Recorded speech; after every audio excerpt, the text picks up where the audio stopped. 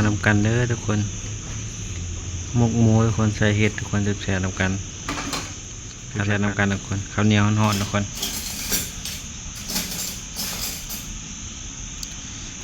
ข้าวเหนียวห่อนๆมันจะแชร์นำกันเด้อทุกคนข้าวนำกันทุกคนจะแซ่บทุกคน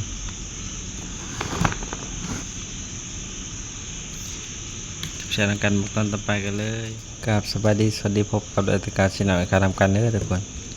กินหมกหมูทุกคนใส่เห็ดทุกคนแชร์นำกันข้าวนำกันเด้อทุกคน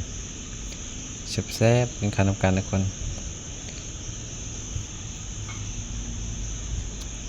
ข้าวเหนียวร้อน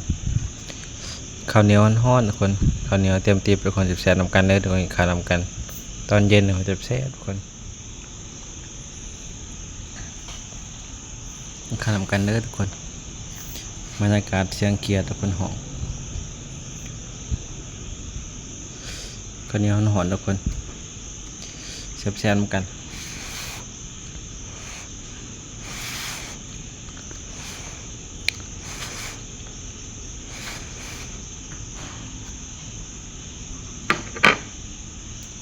เพื่อน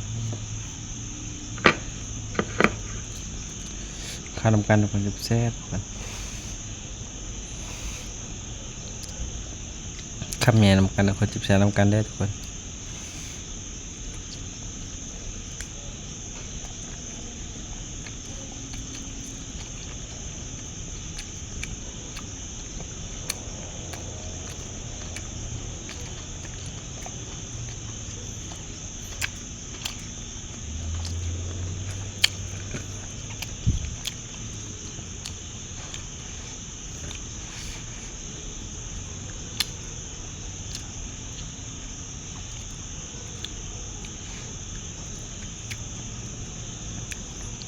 แซ่บๆนำกันทุกคนหมกหมูใส่เห็ดทุกคนแซ่บๆหมูสามชั้นทุกคนแซ่บๆนำกัน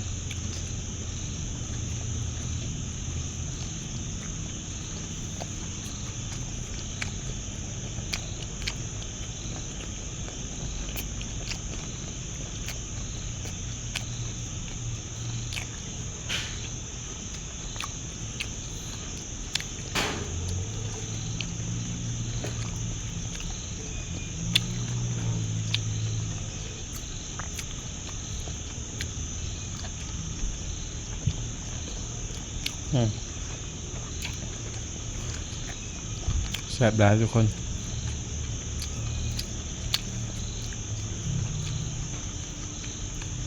ข้าวนำกันได้ทุกคนแซ่บๆตอนเย็นทุกคนแซ่บๆนำกันตกแห้งเลยเมื่อคืนนี้ทุกคนเว้นเนี่ยฝนตกแห้งขนาด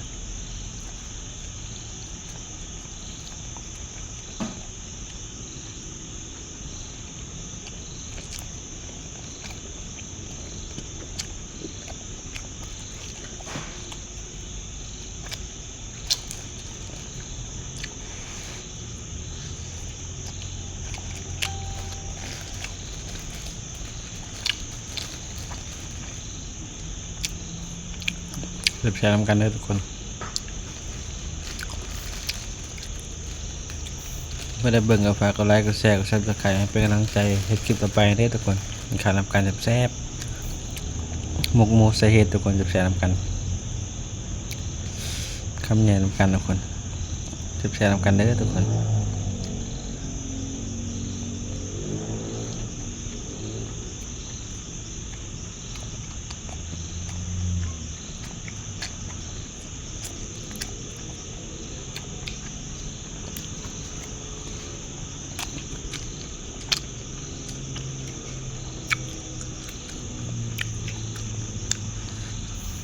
ข้าวเหนียวห่อนๆทุกคนห่อนขนาด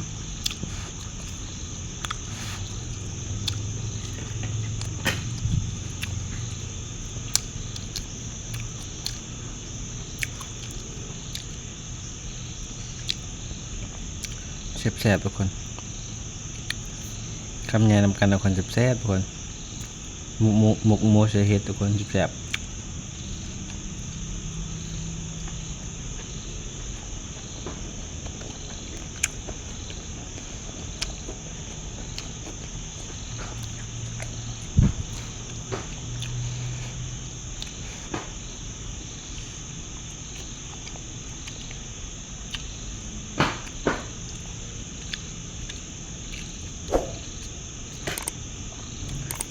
ซ่บๆกันเด้อทุกคนขานำกันแซ่บๆบรรยากาศดีทุกคนเสียงเขียนห้องลายขนาดทุกคนมันฝนตกทุกคนมันตกเป็นมือทุกคนมันตกแห้งขนาดคำใหญ่นำกันเด้อทุกคน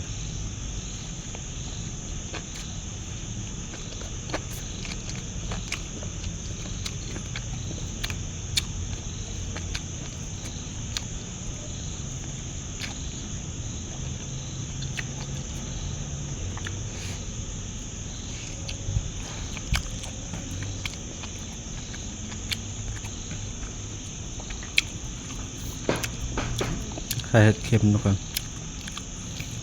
หมกเห็ดเค็มแซ่บๆเหมือนกัน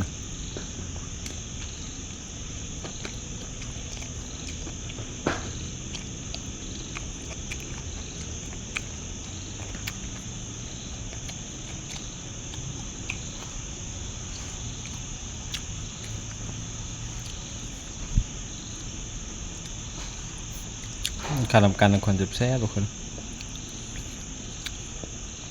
หมกหมูทุกคนแซ่บๆคำใหญ่นำกันเด้อทุกคน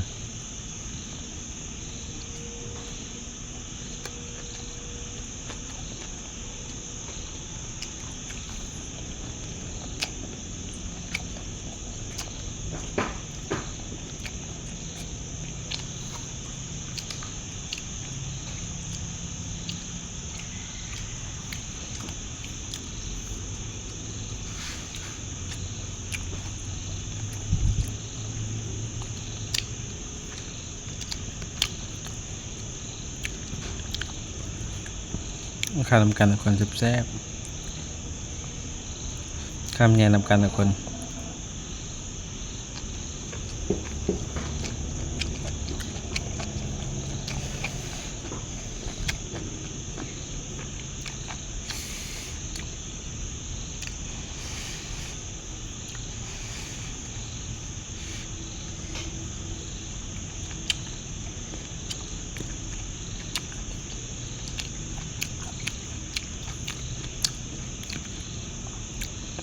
คำใหญ่นำกันทุกคนแซ่บ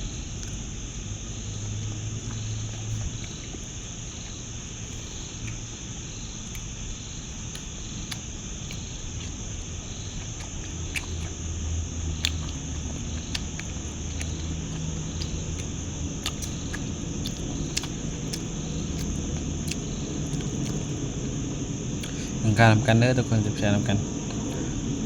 วัวทั้งในทั้งต่างประเทศทุกคนวัวของไทยและของลาวขานำกันเด้อทุกคนแซ่บๆหมกหมูใส่เห็ดทุกคนแซ่บๆนำกันแซ่บๆนำกันเด้อทุกคนขานำกันตอนเย็นทุกคนบรรยากาศดีทุกคนเสียงเขียดห้องทุกคนบรรยากาศดีคิดเห็นบ้านเฮาเสียงเขียดห้อง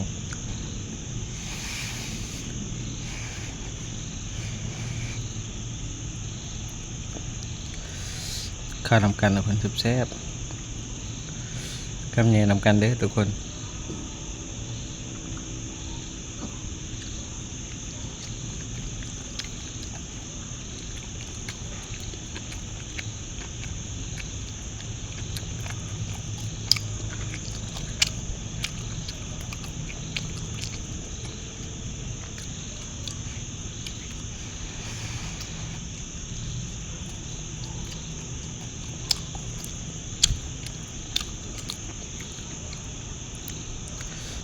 แซ่บๆนำกันเด้อทุกคนแซ่บๆหลายคำใหญ่นำกันทุกคนแซ่บคนแซ่บหลายทุกคนข้าวนำกันเด้อทุกคน